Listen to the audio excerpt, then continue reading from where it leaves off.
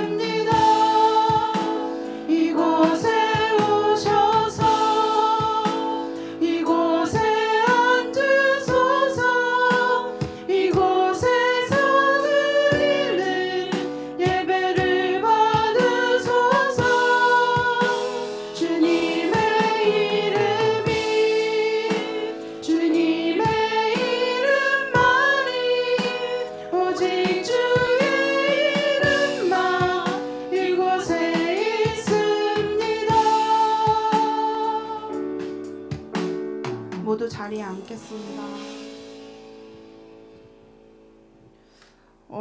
제가 지난 주간에 저희 교회 청소년 중고청 함께 가는 캠프에 저희 청년들이 참여를 해서 다녀왔는데 그 캠프에 첫째 날에 들었던 말씀이 아주 기억에 남아서 같이 나눠보려고 해요.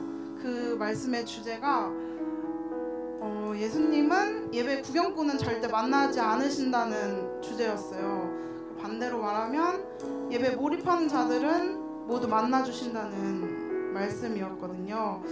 그래서 오늘 드린 찬양이 낯설거나 내가 주변의 시선이 신경 쓰여도 내가 마음을 열고 주님께 예배를 드린다면 주님 오늘 반드시 나를 만나주시고 또 내 마음의 기둥이 되십니다. 아멘. 오늘 이 시간에 우리의 마음의 초점을 예수님께 맞추고 같이 찬양하길 바랍니다.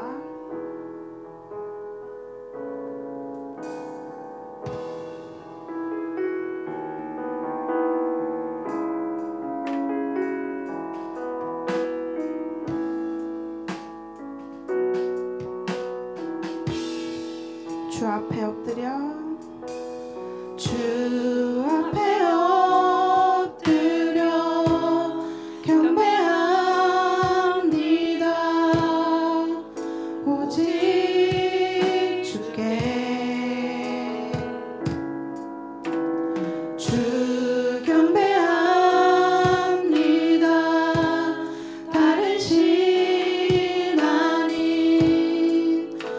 오직 주께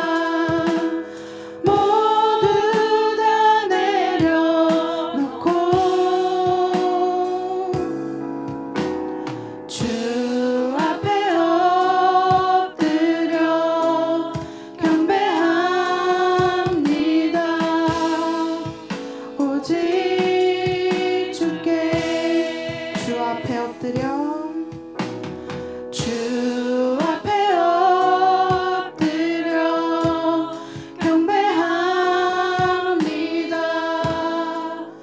오직 주께 주 경배합니다. 다른 신 아닌 오직 주께 나의 모든 우상들 나의 보좌 모두 다 내려놓고 나의 모든 우상들 나의 모든 우상들 나의 보좌 모두 다 내려놓고 주 앞에 엎드려 경배합니다. 오직 주께 날 위해 십자가에서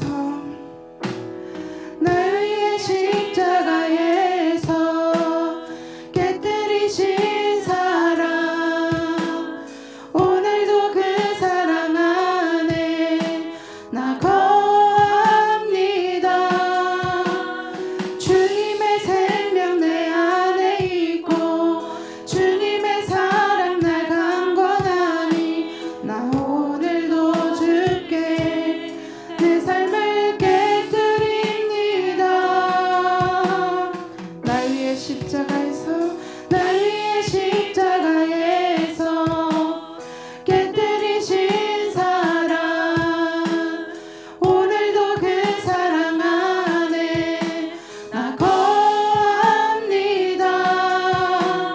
주님의 생명 내 안에 있고 주님의 사랑 날 강권하니 나 오늘도 주께 내 삶을 깨뜨립니다. 오 주여 내 삶을 깨뜨립니다. 주 머리 위에 붓습니다. 내 모든 삶과 생명을 주님 얻으소서. 오 주여 내 삶을 깨뜨립니다. 주 머리 위에 붓습니다. 주님께라면 아깝지 않습니다. 오 주여 내 삶을 깨뜨립니다. 주 머리 위에 붓습니다. 내 모든 삶과 생명을 주님 얻으소서. 오 주여 내 삶을 깨뜨립니다. 주 머리 위에 붓습니다. 주님께라면 아깝지 않습니다. 오 주여 내 삶을 깨뜨립니다. 주 머리 위에 붓습니다. 내 모든 삶과 생명을 주님 얻으소서. 오 주여 내 삶을 깨뜨립니다. 주 머리 위에 붓습니다. 주님께라면 아깝지 않습니다. 주님께라면 아깝지 않습니다. 주님께라면 아깝지 않습니다. 기도하길 원합니다. 주님, 오늘 나에게 오셔서 나를 만나 주시옵소서. 주님께 드리는 나의 삶과 내 생명을 전부 받아 주시옵소서. 내가 다른 어떤 것이 아닌 오직 주님만을 경배하며 나의 귀를 열어 주님의 말씀을 듣고 내가 온전히 예배에 집중하길 원합니다. 우리 함께 이런 마음으로 기도로 나아갑시다. 주님, 오늘 이 예배가 주님과 나의 인격적인 만남이 되길 소망합니다.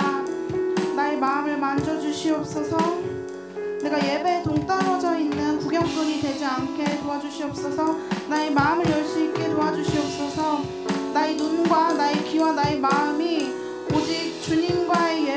집중하는 믿음을 나에게 허락하여 주시옵소서. 그동안 내 뜻대로 내 마음대로 살아가려는 나의 어리석음을 주님 나를 꾸짖어 주시옵소서. 주님께 순종하며 오직 주님의 선하심을 닮아 주의 길로 걸어가는 백성이길 소망합니다. 주 안에서 거듭나길 소망합니다. 내가 주님께 쓰임받는 자녀가 되게 하여 주시옵소서. 내가 하는 일이 주님, 내가 하는 주의 일이 나의 기쁨이 되고 그것이 나의 자랑이 되게 하여 주시옵소서. 순종적인 제자로 살아가게 하여 주시옵소서. 내 마음에 임하시옵소서. 주님, 오늘 이 자리에 나오셔서 나를 만나 주시옵소서. 보잘것없는 내가 드리는 예배를 기쁘게 받아 주시옵소서. 감사합니다. 아버지 하나님, 한 주간도 저희들을 지켜주시고 오늘 주님의 전으로 저희들을 불러주신 아버지 하나님 감사합니다. 우리의 예배가 껍데기만을, 형식만을 주님 앞에 올려드리는 예배가 되지 않기를 소망합니다. 우리에게 먼저 찾아오셔서 우리를 불러주시고 우리를 주님의 자녀 삼아주신 아버지 하나님 감사합니다. 이 시간 드려지는 예배가 주님 발 앞에 본인이 아끼고 아꼈던 향유 옥합을 깨었던 그 한 여인이 드렸던 그 모습이 우리의 예배가 되어지기를 소망합니다. 우리가 주님을 이 시간 바라보는 시간 되어지기를 소망합니다. 사람의 말로 듣는 것이 아니라 하나님께서 내게 주시는 음성으로 듣는 귀한 시간 되어지기를 소망합니다. 그래서 이 생명의 말씀이 우리의 삶을 이끌어갈 뿐만 아니라 우리가 그 말씀의 반석 위에 세워지는 삶이 되어질 수 있도록 함께하여 주옵소서. 예배를 방해하고 예배를 집중하지 못하게 하는 모든 어둠의 영들은 떠나가게 하여 주시고 이 시간 성삼위일체 하나님께서 우리 예배 가운데 함께하여 주옵소서. 모든 찬양과 예배를 주님께서 홀로 받아주실 것을 믿고 감사를 드리오며 우리를 죄악에서 구원하여 주신 우리 구주 예수님의 이름으로 간절히 기도하옵나이다. 아멘. 우리 전우자 계심라고 인사해 볼까요? 사랑합니다. 축복합니다. 잘 오셨습니다. 네, 벌써 이제 달력 한 장이 이제 뜯어야 될 시점이 된 것 같습니다. 돌아오는 목요일이 벌써 2월 첫 번째 날을 이렇게 맞이하게 될 텐데 여러분이 새해를 맞이하면서 가졌던 어떤 마음들, 결단들, 그 고백들 다시 한번 되돌아보며 또 새로운 마음을 허락하여 주신 그 하나님 앞에 내가 예배자로, 참된 예배자로 살아가겠습니다. 우리 그런 고백을 담아서 이 시간 함께 찬양하기 원합니다. 우리 모두 예배하는 자 되어 한 번만 찬양하겠습니다. 우리 모두 예배하는 자 되어 온전히 영과 진리로 주를 예배하자. 주가 우리와 함께 영원히 함께 하시고 마르지 않는 샘물로 우릴 채우시리라. 우리의 삶을 아름답게 채우실 하나님께 영광의 박수 올려드리겠습니다. 오늘 우리 주신 하나님의 말씀 함께 찾아보겠습니다. 아모스서 1장 3절부터 5절까지 말씀입니다. 아모스서 1장 3절, 4절, 5절 3절밖에 되지 않기 때문에 우리 한 목소리로 함께 읽도록 하겠습니다. 여호와께서 이와 같이 말씀하시되 다메섹의 서너 가지 죄로 말미암아 내가 그 벌을 돌이키지 아니하리니 이는 그들이 철 타작기로 타작하듯 길르앗을 압박하였음이라. 내가 하사엘의 집에 불을 보내리니 베나닷의 궁궐들을 사르리라. 내가 다메섹의 빗장을 꺾으며 아웬 골짜기에서 그 주민들을 끊으며 벳 아웬에서 규잡은 자를 끊으리니 아람 백성이 사로잡혀 기르에 이르리라. 여호와께서 말씀하셨느니라. 아멘. 오늘 아모스서 두 번째 말씀, 아모스서 1장 3절부터 5절까지인데 3절부터 2장 3절까지예요. 그래서 여러분이 나중에 돌아가셔서는 꼭 2장 3절까지 읽으셨으면 좋겠습니다. 이 본문을 가지고 주님 한 분만으로 충분해야 합니다. 라는 제목으로 말씀을 나누겠습니다. 각 시대마다 유명한 부자들이 있습니다. 그런데 20세기에 부자들을 얘기할 때 빼놓지 않고 얘기할 수 있는 사람 한 사람이 있는데 그 사람은 이 사람입니다. 진 폴 게티라는 사람이에요. 원래 아버지가 좀 부자였습니다. 그러니까 아버지가 부자니까 당연히 부자겠지. 아버지는 석유 사업을 했습니다. 그것을 물려받아서 이 아들이 더 이 아들 때에서 더 돈을 많이 불렸던 세계적인 부자입니다. 그래서 사업을 위해서라면 오늘의 적도 내일은 손잡는 거예요. 돈 벌기 위해서. 그래서 전쟁 중에서 사업하는 가운데 독일군과 거래를 했던 사람이 게티이기도 했고요. 2차 세계대전이 끝난 다음에 중동의 유전 개발권을 얻었는데 이라크와 이란, 사우디 이 나라 지역에 석유 사업권을 따내서 세계적인 부자가 됩니다. 그래서 1966년에 기네스북의 세계 최고의 부자로 기록됐던 사람이 이 게티라는 사람입니다. 그러니까 얼마나 부자인지 아시겠죠? 기네스북에 기록됐다니까. 그런데 이 진폴 게티에게 1973년에 이런 일이 일어납니다. 16살 된 손자 존 폴 게티 3세가 로마에 살고 있었는데 마피아 조직 범죄단에 의해서 납치를 당해요. 이 마피아가 이제 그 손자를 붙들고 돈을 요구합니다. 1,700만 달러를 요구해 몸값을 요구합니다. 지금의 가치로는 230억이에요. 그래서 이때 할아버지였던 게티의 반응이 어땠냐 하면 이런 반응입니다. 나는 돈을 줄 수 없다. 나한테 손자 14명이 있는데 내가 이 아이의 몸값으로 1,700만 달러를 주게 되면 나머지 손자들을 붙잡고 나를 또 그렇게 돈을 요구할 것 아니냐. 그러니까 나는 안 준다. 이렇게 얘기한 거예요. 그러니까 마피아가 이제 뜻대로 협상이 되지 않으니까 화가 나서 이 손자의 귀를 잘라서 보내서 협박을 합니다. 그랬더니 이 아이의 아버지가 굉장히 다급해진 거예요. 그래서 이 아이의 아버지가 게티, 자기의 아버지를 찾아간 거예요. 아버지, 그렇게 돈이 많은데 손자에게 그만큼 돈도 못 쓰냐고. 그랬더니 그렇게 이제 돈 못 쓰냐고. 그러면서 좀 도와달라고. 내 아이를 좀 살려달라고 그렇게 요청했더니 게티가 자기 아들에게 이렇게 말합니다. 돈 못 준다. 네 아들을 살리고 싶으면 내가 너에게 돈을 빌려줄 테니 나에게 돈을 빌려서 나중에 갚으라는 거예요. 그것도 다 못 빌려준다는 거예요. 당시 세금 공제 한도액이 220만 달러였대요. 빌려줄 테니까 연이율 4%로 그렇게 해서 갚으라는 거예요. 그리고 서약하고 공증 안 하면 안 빌려준다. 이렇게 이야기했습니다. 이 게티가 너무 기가 막히게 이제 그 마피아 조직에서 이제 막 협박을 하고 있는데 안 주니까, 돈 안 준다 그러니까 저것도 인간이냐. 그래서 마피아가 두 손을 들었어요. 1,700만 달러를 요구했다가 나중에 300만 달러만 줘라. 그래서 300만 달러를 받고 손자를 풀어줍니다.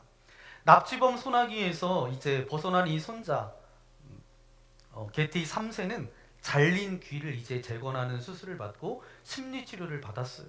그런데 납치 당시에 고문과 그 엄청난 트라우마 때문에 나중에 마약과 알코올 중독에 빠집니다. 그러면서 시력과 목소리를 잃는 장애까지 입었어요. 그러면서 일상생활이 고통의 생활을 그렇게 보내게 되면서 젊은 나이 54세라는 나이에 죽습니다. 그런데 세계적으로 엄청난 부자였던 이 게티였지만 많은 사람들이 그를 바라보면서 어떻게 생각했냐 하면 가족보다 뭘 더 사랑했던 사람?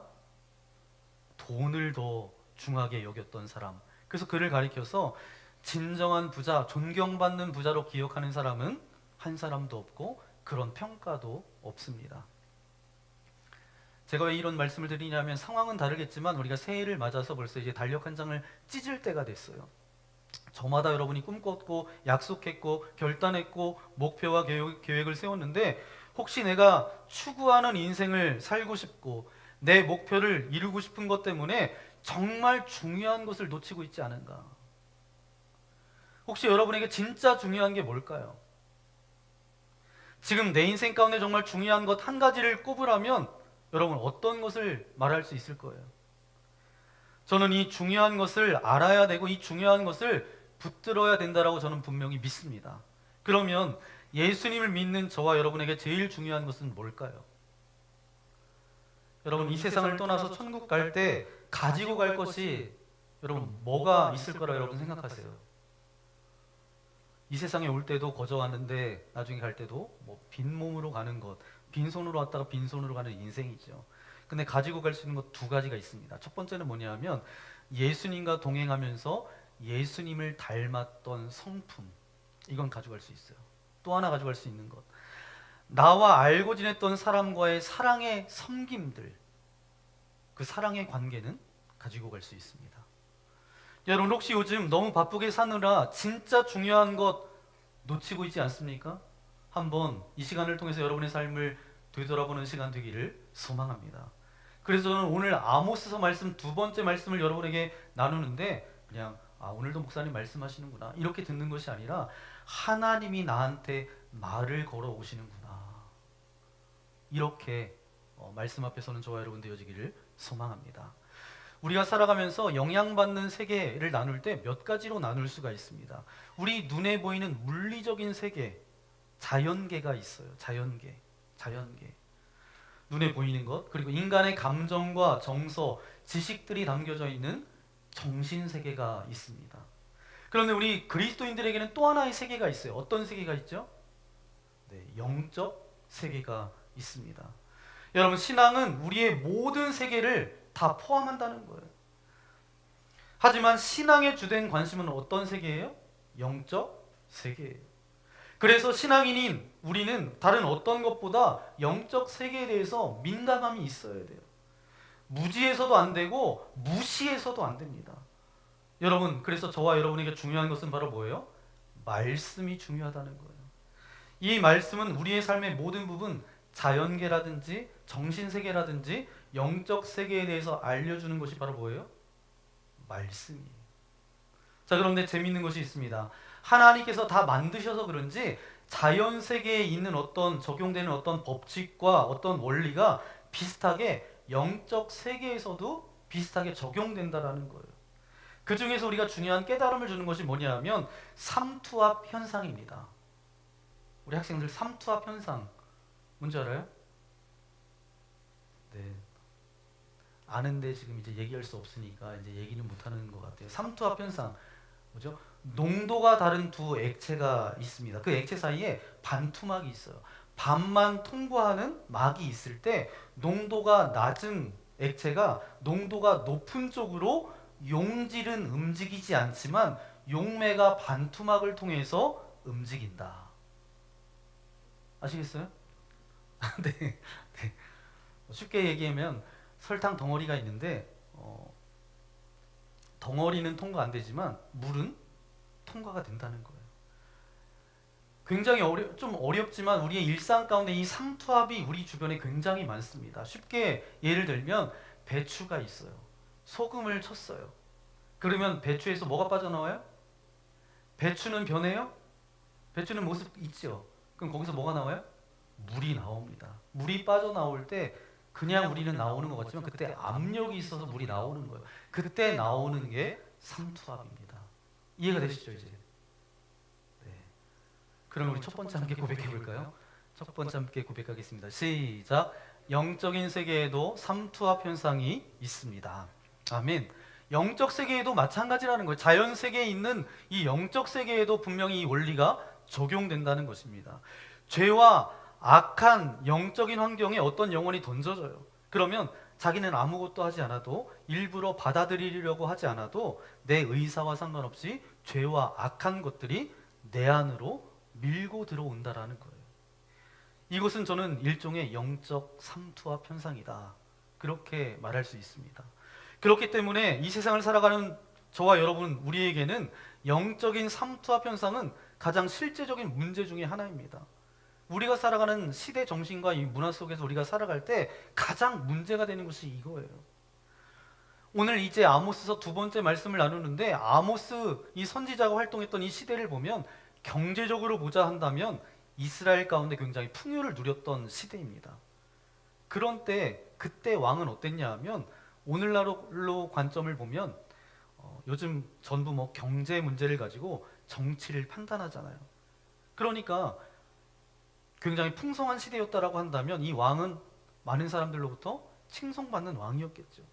그러나 성경은 그 한 가지 관점으로 보지 않습니다. 경제적인 풍요로움이 불의한 세상을 만들어내고 있다라는 거예요.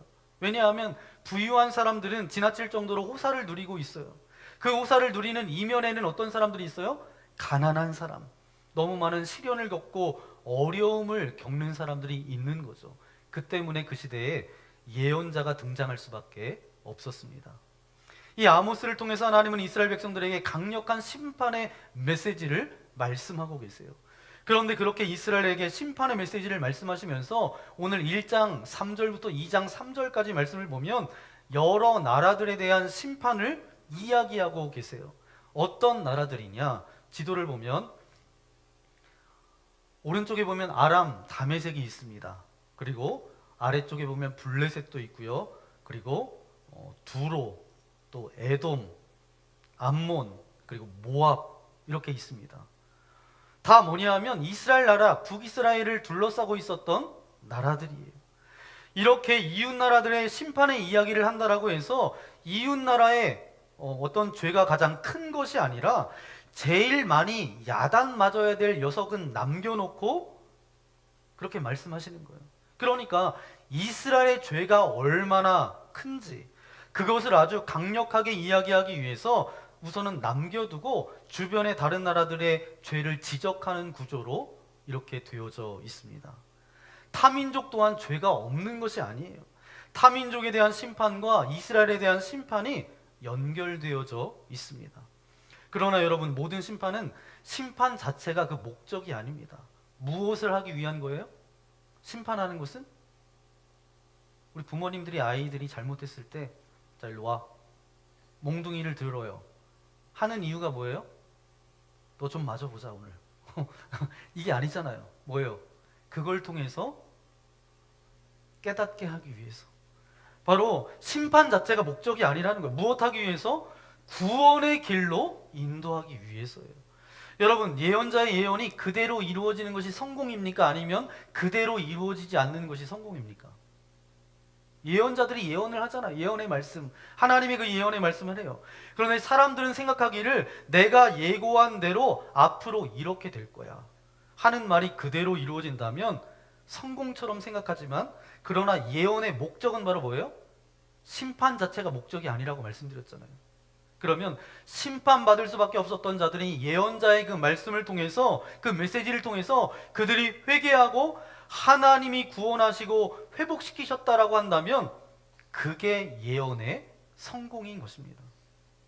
먼저 아모스 선지자를 통해서 하나님은 이스라엘 백성들을 심판하시기 위해서 그렇게 강력하게 말씀하시면서 이스라엘에 대해서 말씀하시지 않고 누구에 대해서 말씀하시는 거예요? 1장 3절부터 2장 3절까지 보니까 주변의 6나라 민족에 대해서 먼저 심판하시겠다라고 말씀하시는 거예요. 이렇게 말씀하신 하나님의 의도는 바로 뭐죠? 이스라엘이 자기도 모르는 사이에 흡수된 그들의 죄악을 드러내게 하셨다라는 거예요. 영적 삼투압, 그것을 이야기하고 싶어서 하나님께서 이렇게 말씀하시는 거예요. 사랑하는 여러분, 우리가 이 땅 가운데 살아가면서 그리스도인으로 살아간다라고 하지만 세상의 문화, 세상의 사상, 세상의 논리, 우리가 세상 가운데 살아갈 수밖에 없기 때문에 매일 이것을 접하면서 살아가기 때문에 우리가 영적 상투압에 대해서 정말 깨어있지 않으면, 제대로 알고 있지 못하면 우리도 모르는 사이에 우리 안에 밀려 들어오게 돼요. 그럼 어떻게 돼요? 하나님께서 가슴 아파하시면서 심판의 메시지가 선포될 수밖에 없다. 이스라엘처럼 우리도 우리 하나님을 아프시게 하는 자가 될 수도 있다라는 거예요. 이게 문제라는 것입니다. 그래서 우리가 이 부분을 좀 더 깊이 있게 생각해 봐야 될 문제라는 거예요. 그럼 두 번째 우리 함께 고백해 볼까요? 시작. 죄의 뿌리는 하나님을 두려워하지 않는 마음입니다. 아멘. 우리 3절 말씀 다시 한번 읽겠습니다. 시작. 여호와께서 이와 같이 말씀하시되 다메섹의 서너 가지 죄로 말미암아 내가 그 벌을 돌이키지 아니하리니 이는 그들이 철 타작기로 타작하듯 길르앗을 압박하였습니다. 아멘. 서너 가지 죄는 뭘 의미할까요? 숫자 정확하게 얘기하고 있지 않습니다. 이것은 뭐냐 하면 확장되어져 가고 있다. 그것을 의미하는 거예요. 점점점 죄가 죄의 확장성을 이야기하는 거예요. 그러니까 세 가지 내지 네 가지를 얘기하는 것이 아니라 죄가 점점점 번져가는 그런 이야기를 이렇게 표현하고 있는 거예요. 그리고 재미있는 것이 있습니다. 반복되어지는 단어가 등장하고 있는데 벌을 돌이키지 아니하리니. 벌을 돌이키지 아니하리니. 3절에만 있는 것이 아니라 6절에도, 9절에도, 11절에도, 13절에도, 2장 1절에도, 4절에도, 6절에도 반복되어져 있습니다.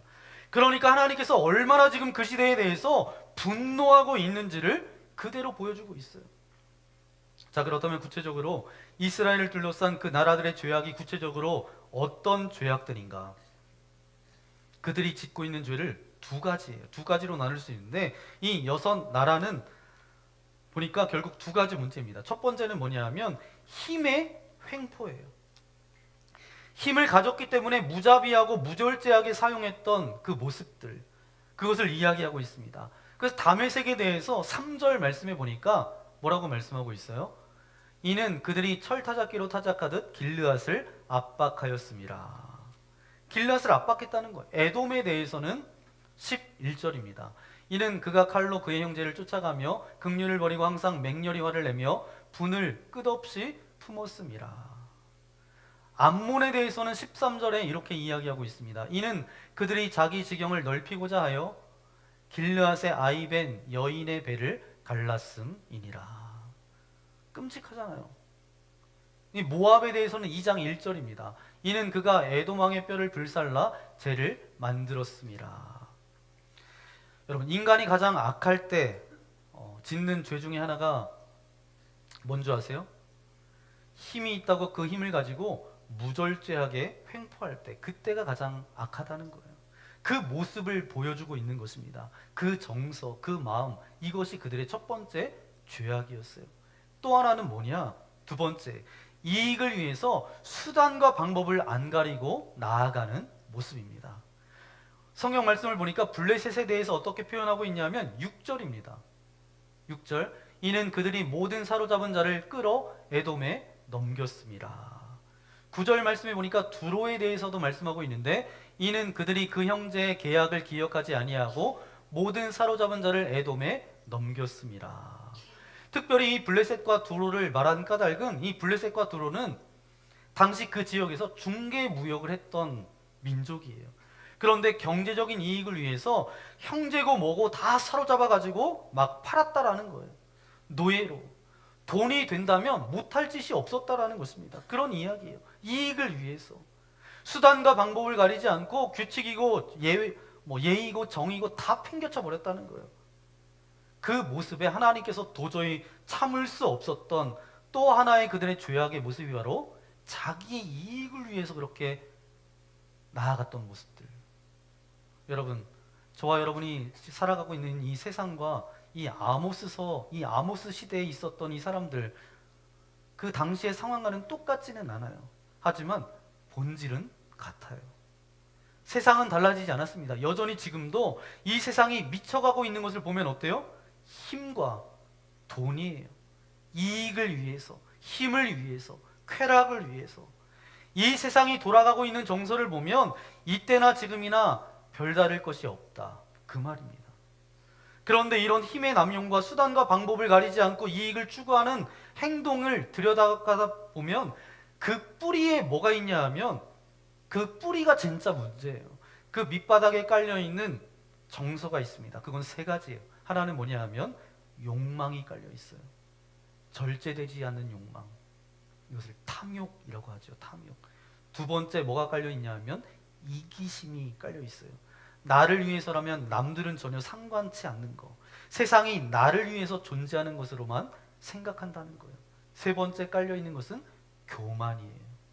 나만 옳고, 나만 맞고, 나만 중요하고, 나만 특별하다는 거예요. 이것이 바로 교만이에요. 이런 욕망과 이기심과 교만이라는 이 세 가지가 깔려 있기 때문에 지금 이런 일들이 벌어지고 있는 것입니다.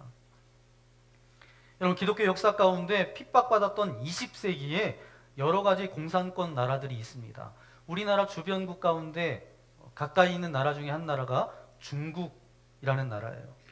우리나라가 해방되면서 1945년부터 우리가 잘 알고 있었던 모택동, 마오쩌둥이죠. 마오쩌둥. 네, 이분입니다. 이분. 중국 전체를 이제 통치했죠. 그가 죽는 1976년도까지도 이 모택동은 중국을 공산화하기 시작했어요. 기독교의 위기가 바로 이때 있었습니다.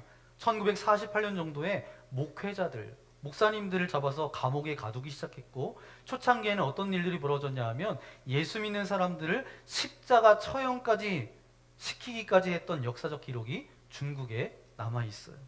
그리고 우리가 잘 아는 문화 대혁명이 1966년부터 만 10년, 76년까지 이어집니다. 그 당시 기록을 보니까 모택동의 아내였던 사람은 아주 자랑스럽게 이것을 이야기하고 있어요. 뭐라고 이야기하냐면, 이제 중국 안의 기독교는 박물관, 한 역사관 속에 이미 갇혀버렸다. 이렇게 이야기했을 뿐만 아니라 중국에서 기독교는 죽었고 장사되어졌다. 이렇게 말합니다. 그래서 문화혁명 기간 동안 이 중국을 관람하기 위해서 들어갔던 미국의 사절단들이 있었어요. 그 사절단들의 보고에 의하면 1970년도에 그들이 다녀와서 이렇게 말합니다. 중국 교회를 가보았더니 교회 문은 닫혀 있었고 그곳에서 단 한 사람의 그리스도인들도 보지 못했다. 그렇게 말합니다. 그런데 문화혁명이 끝나고 중국의 기독교는 너무 놀라웠어요. 끝이 아니었던 것입니다. 가정교회로 다 흩어져서 숨어서 신앙을 지키면서 문화 대혁명이 끝났을 때 기독교 인구가 어땠냐 하면 문화 대혁명이 시작할 때보다 훨씬 더 많은 부흥을 이루었다라는 것입니다. 하나님의 영광과 그 손길이 중국을 버리지 않았다는 거예요. 여러분, 모택동, 마오쩌둥을 들여다보면 결국 욕망과 이기심과 교만 때문에 이런 일들이 벌어졌다는 거예요. 여러분, 현대에 벌어지는 끔찍한 사건 사고들을 보세요. 뉴스에 나오는 그런 사건 사고들을 보세요. 보면 어때요? 그 저변에 깔려 있는 건 뭐예요? 욕망과 이기심과 교만 때문에 벌어진 사건들입니다. 이것이 저와 여러분이 살아가는 이 사회의 아픔이에요. 여러분, 이것이 죄악입니다. 이게 문제예요. 그런데 바로 이런 욕망과 이기심과 교만을 가지고 행하는 그들의 이야기를 더 들어가다 보면 그 밑에 진짜 죄의 뿌리가 있는데, 그게 바로 뭐냐 하면 이렇게 이야기할 수 있어요. 자기들이 하나님이 되겠다고 하는, 하나님을 인정하기 싫은 거예요. 하나님을 무시하는 거예요. 하나님을 향해 반항하는 것입니다. 하나님을 인정하고 하나님을 두려워한다면, 하나님께서 그 불꽃 같은 눈길을 의식한다라고 한다면 아무리 내게 힘이 주어져도 어떻게 함부로 자기의 힘을 멋대로 그렇게 사용할 수 있겠어요? 그 말이에요. 아무리 방법이 보여도 수단과 방법을 안 가리고 어떻게 그렇게 자기의 이익을 추구할 수 있느냐? 그 말입니다. 하나님을 업신여기고 무시하기 때문에 그런 짓 하는 것 아니냐? 하나님을 향한 반항이죠. 지금 이 세상이 미쳐 돌아가는 가장 근본적인 이유가 바로 그거예요. 하나님을 두려워하지 않기 때문에 그렇게 돌아가고 있는 거예요. 그러면 이것을 어떻게 우리가 이길 수 있는지 우리 세 번째 우리 함께 고백하겠습니다. 시작. 예수님으로 충만해야 죄의 영향을 이길 수 있습니다. 아멘. 우리는 그런 세상 가운데, 그런 한복판에 우리가 살아갈 수밖에 없다라는 거예요. 그러면 그 가운데 우리가 어떻게 그 영향력을 받지 않고 살아갈 수 있을까? 내 안에 충만히 채우면 된다는 거예요. 충만히, 내 안에 충만히 채워지면 밖에서 아무리 들어오려고 해도 도저히 들어올 수 없는 상태가 된다는 것입니다. 무조건 세상을 거부하고 세상 영향력을 내가 받지 않겠습니다. 그렇게 해도 받아요, 안 받아요? 세상을 이길 수 없는 게 저와 여러분입니다. 여러분, 삶의 장소를 여러분 바꿔봐요. 사막으로, 아니 광야로, 수도원으로 옮겨도 그 내면이 허전하면 어때요? 장소와 상관없이 세상의 영향력을 받으며 살아가게 된다는 거예요. 마음이 세상을 갈망하고 있다면 어느 곳이라도 영적 삼투압은 절대로 막을 수가 없습니다. 내면을 꽉 채우는 것이 있어야 돼요. 우리의 영을 채워야 돼요. 우리의 마음을 충만하게 해야 돼요. 내 내면에 꽉 찬 것이 있어야 됩니다. 그래야 세상이 들어올래야 들어올 수 없다는 것이죠. 우리가 세상을 살면서 조심해야 될 것이 있습니다. 세상적으로 성공하는 것을 자신의 믿음이 좋다는 것으로 100% 연결시키려고 하는 어리석음에 빠져서는 안 된다는 거예요. 하나님께서 형통하게 하실 때가 있긴 있어요. 없는 게 아닙니다. 그러나 내 모든 형통, 내 신앙이 좋다는 증거와 열매로 연결시키는 이 인간의 욕망, 어쩌면 우리는 하나님을 믿는 믿음과 세상적인 성공과 형통함이 반드시 같이 있어야 된다라고 하는 그런 잘못된 신앙을 가지고 신앙의 길을 걸어가고 있는 것은 아닌지 우리 스스로를 다시 한번 살펴야 합니다. 반대로 고난이 오면 나는 영적인 패배자다. 죄 때문에 오는 고난은 반드시 우리가 하나님 앞에 자백하고 회개해야 돼요. 하지만 하나님께서 우리를 훈련시키고 우리의 성장을 위해서 하나님께서 때로는 우리에게 뭘 주세요? 고난을 주실 때도 있습니다. 예수님께서는 최고의 고통을 당하신 분이세요. 축복, 형통만 구하는 신앙은 반드시 흔들리게 되어져 있습니다. 제가 이제 목회한 지 거의 만 20년 그렇게 목회하고 있는 것 같습니다. 근데 한 15년 전쯤 된 것 같아요. 여러분도 어떤 일을 시작할 때 여러분 어떤 마음을 가지세요? 잘해야지.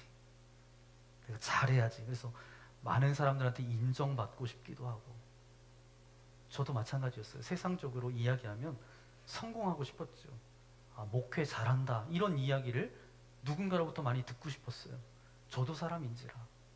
그래서 하나님 앞에 기도할 때마다 하나님 능력 달라고, 축복 달라고, 주여 주여 뭐 기도하면서 열정적으로 기도했던 적이 있습니다.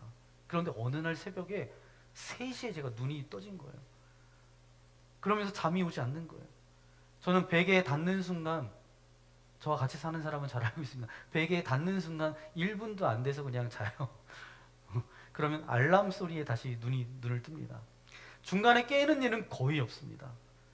그 새벽에 주님이 근데 저를 깨워주신 거예요. 그때 주님이 저에게 이런 음성을 주셨어요. 능력을 구하지 말라. 능력 구하지 말아라. 목회할 때 설교하든 신방을 하든 주님의 마음을 구해라. 사람에게 보이려고 목회하지 말아라. 마음을 가지고 목회해라. 그 새벽은 지금도 제가 잊혀지지 않습니다. 그때부터 제가 기도가 달라졌어요. 예수님의 마음을 달라고. 저와 여러분 모두는 마찬가지입니다. 예수님으로 충만해야 합니다.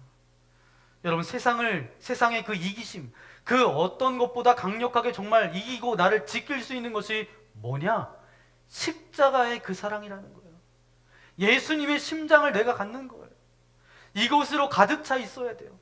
그러면 세상에 살아가도 세상을 향해서 기도하게 되고, 세상을 향해서 애통하게 되고, 가슴 아파하지, 그 영향이 내 안으로 밀고 들어오지 않게 되는 거예요. 사랑하는 여러분, 여러분의 마음의 보물이 무엇입니까? 여러분의 마음의 보물이 돈이 되면 죄의 영향력을 이길 수 없어요. 힘들어집니다.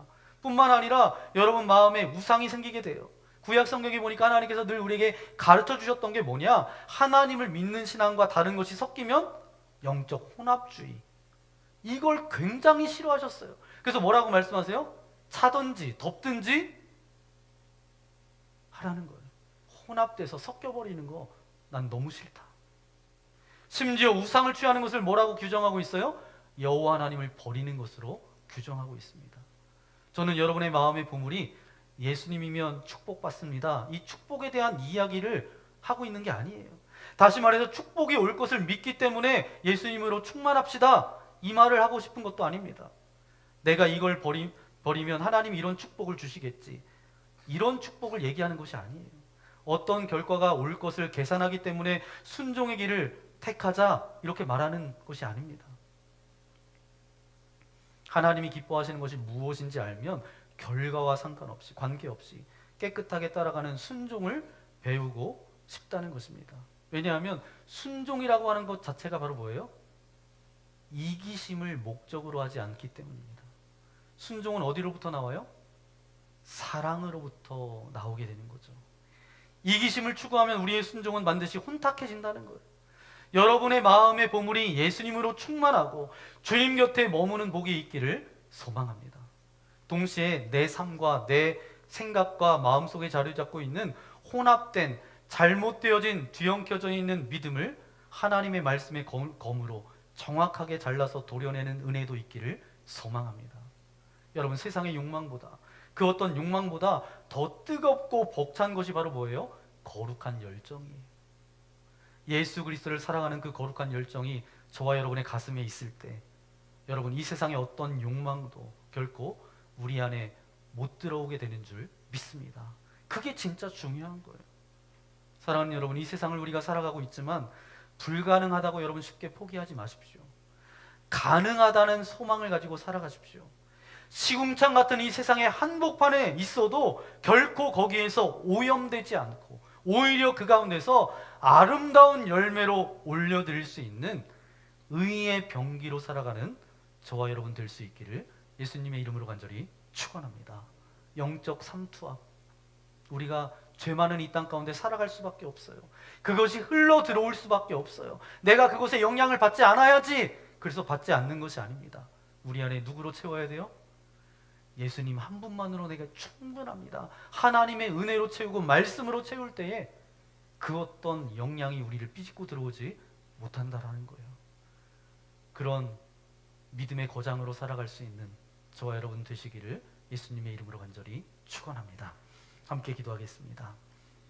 귀하신 주님 감사합니다. 오늘 말씀을 통해서 깨닫게 하신 아버지 하나님 감사합니다. 이스라엘 백성들의 죄악을 다그치고 강력한 심판의 메시지를 전하기 전에 주변에 있었던 6 민족들, 저들이 행했던 자기 이익을 위해서 이기심과 욕심과 교만함을 들춰내면서 그렇게 이스라엘 백성들에게 말씀하고 계십니다. 또한 이 땅을 살아가는 우리에게도 말씀하고 계십니다. 우리가 이 땅을 살아갈 때에 진흙탕 같은 오염되어져 있는 이 땅 가운데 우리가 살아가면서 그 영향력을 받을 수밖에 없습니다. 내가 받지 말아야지 해서 안 받는 것이 아니라 받을 수밖에 없지만 받지 않는 길이 있습니다. 내 안에 은혜로 채우고 말씀으로 채우고 성령으로 채울 때에 우리가 그 모든 것을 이겨나갈 수 있습니다. 주님, 그 죄의 뿌리는 하나님을 두려워하지 않는 마음입니다. 그리고 예수님으로 충만해야 그 죄의 영향력을 이길 수 있습니다. 우리 모두에게 그런 은혜를 부어 주옵소서. 예수님이 신앙이 액세서리가 되지 않게 하여 주시고 내가 붙들고 가야 될 가장 소중한 것, 가장 귀한 것이 되게 하셔서 우리가 이 땅 가운데 믿음의 거장이 되어서 빛과 소금의 삶을 살아갈 수 있도록 우리와 함께하여 주옵소서. 나와 함께하여 주옵소서. 우리의 가정과 우리의 자녀들과 우리 교회 모임의 성도들 될 수 있도록 아버지 하나님 함께해 달라고 오늘 말씀을 생각하면서 이 시간 결단의 기도 드리기 원합니다. 기도하겠습니다. 거룩하신 아버지 하나님 감사합니다. 오늘도 이 아침에 우리를 불러주시고 주의 말씀을 들을 수 있도록 인도하신 아버지 하나님 감사합니다. 하나님께서 이스라엘 백성들에게 강력한 심판의 메시지를 전하셨던 것처럼 또 주변의 나라들을 통하여서 이스라엘 백성들을 깨닫게 하기 위하여서 그렇게 선포하셨던 것처럼 동일하게 이 땅을 살아가는 우리에게도 분명하게 말씀하고 계십니다. 이 진흙탕 같고 오염된 이 세상 가운데 우리가 믿음을 지키며 하나님의 거룩한 자녀로 살아갈 수 있는 길이 있습니다. 그것은 우리 안에 은혜로 채우고 성령으로 채우고 말씀으로 채우는 길밖에 없습니다. 아버지 하나님, 우리가 아버지 하나님 그것으로 채울 수 있도록 인도하여 주셔서 어떤 죄가 삐집고 들어오지 못하도록 날마다 아버지 하나님 주님의 온전한 다스림 가운데 나아갈 수 있도록 우리와 함께하여 주옵소서. 죄 뿌리는 하나님을 두려워하지 않는 마음입니다.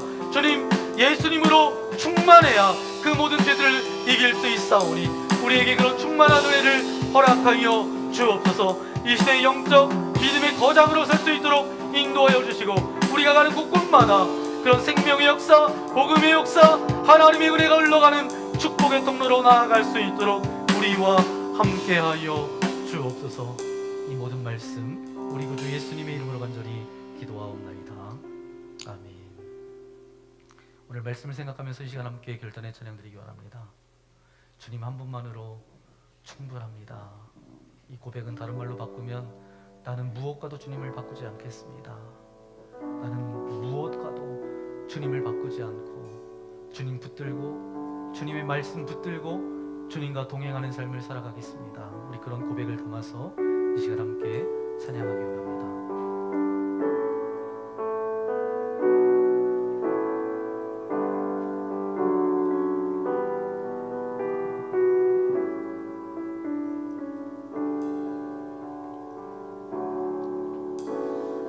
무엇과도 주님을 바꾸지 않으리. 다른 어떤 은혜 구하지 않으리. 오직 주님만이 내 삶의 도움이시니 주의 얼굴 보기 원합니다. 다시 한번 나 무엇과도 주님을 바꾸지 나 무엇과도 주님을 바꾸지 않으리. 다른 어떤 은혜 구하지 않으리. 오직 주님만이 내 삶의 도움이시니 주의 얼굴 보기 원합니다. 함께 일어나서 주님 사랑해요. 주님 사랑해요.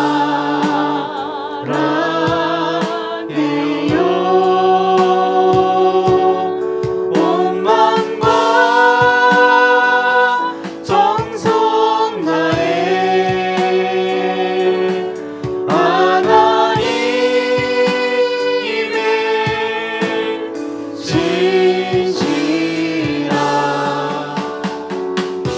친구 되기 원합니다. 우리 다시 한번 주님 사랑해요. 주님 사랑해요.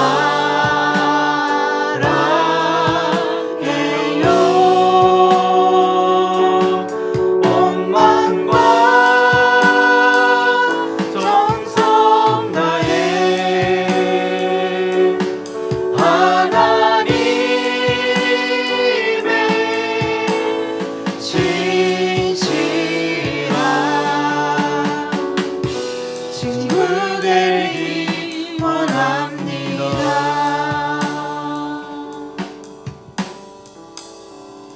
하나님 감사합니다.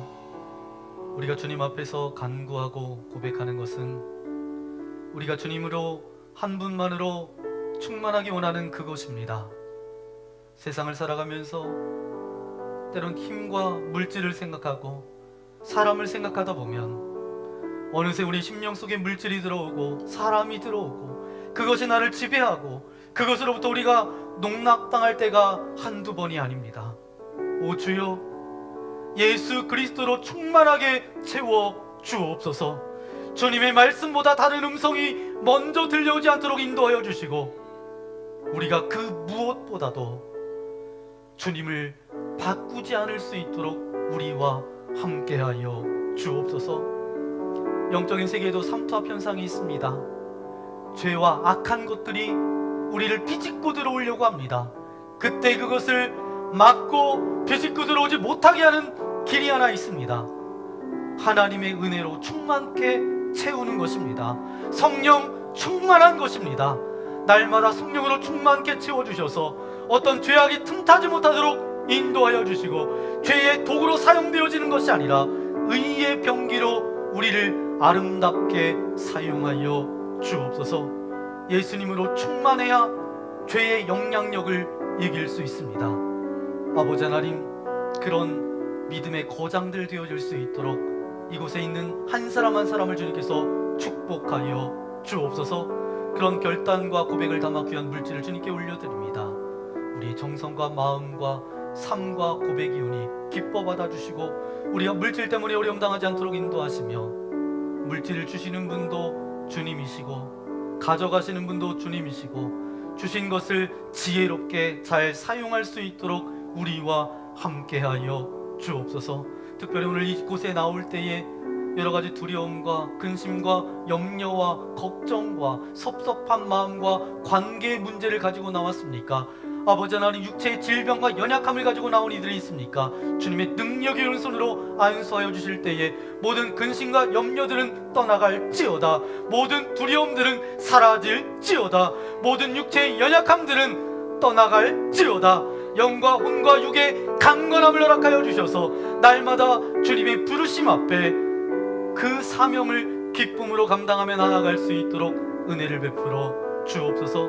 이제 1월의 마지막을 보냅니다. 최선을 다해서 믿음으로 살게 하여 주시고 2월 한 달도 주님 손에 의탁합니다. 1월보다 더 큰 주님의 은혜가 우리의 삶과 가정과 일터와 아버지 우리의 자리자리마다 넘쳐날 수 있도록 은혜 베풀어 주옵소서. 이제는 우리 구주 예수 그리스도의 크신 은혜와 하나님 아버지의 넓으신 사랑하심과 성령 하나님의 위로교통 함께하여 주심이 주님 한 분만으로 충분합니다. 고백하며 나아가는 주의 거룩한 자녀들 머리머리 위에, 저들의 가정과 자녀들과 저들이 펼칠 모든 삶 위에 이제로부터 영원토록 함께하옵시기를 간절히 축원하옵나이다.